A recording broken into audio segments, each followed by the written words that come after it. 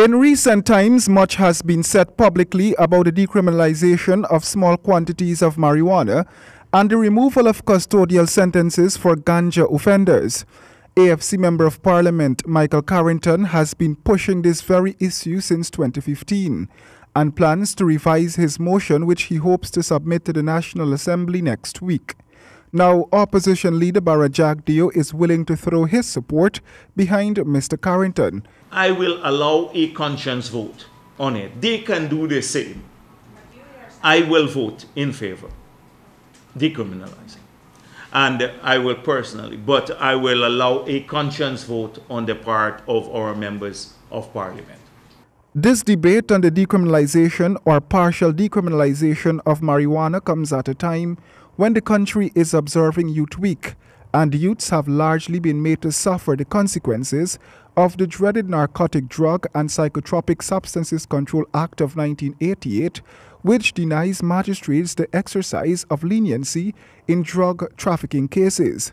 Jagdeo says he is not supporting the notion of freeing up the weed, cultivating the weed, or trading it. Young people in PVP families who are caught with marijuana, and PNC families too, young kids. It's not a political issue. The opposition leader said putting young people away just for a spiff is unconscionable. But although Mr. Jagdeo is making this pronouncement, nothing was done with this issue when he was head of state. In fact, Attorney at Law Nigel Hughes has been pushing this cause since 2005. When we have people who are traffickers and we have people who produce growing large quantities of marijuana, because they have money, they get off from the system.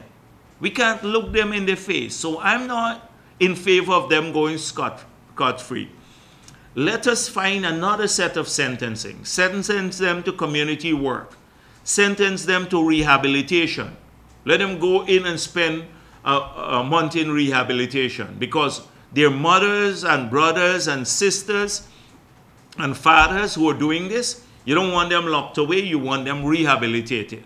Also, at the post-cabinet media briefing on Thursday, Minister Joseph Harman said, "The law is the law." He said while Mr. Carrington's motion will be looked at when it goes to the Parliament, one must understand the genesis of these harsh penalties which are handed to persons.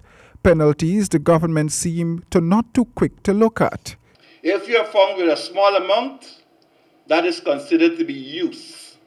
And therefore, the magistrate has a discretion as to what can be done, whether you can be given community service and so on. Once it exceeds that limit, then the law takes away that discretion from the magistrate. And this was done in 1988. And this law came into being at a time when magistrates were actually granting bail and so on for people with large cuts of cocaine and marijuana. Guyana was known then as a drug destination. And so it was important for the state at that time to impose these draconian measures to prevent that from taking place. Only Wednesday, Prime Minister Moses Nagamutu said he will engage government on the issue of reforming the archaic laws to give a magistrate discretion when sentencing. Roy Dan James, HGP Nightly News.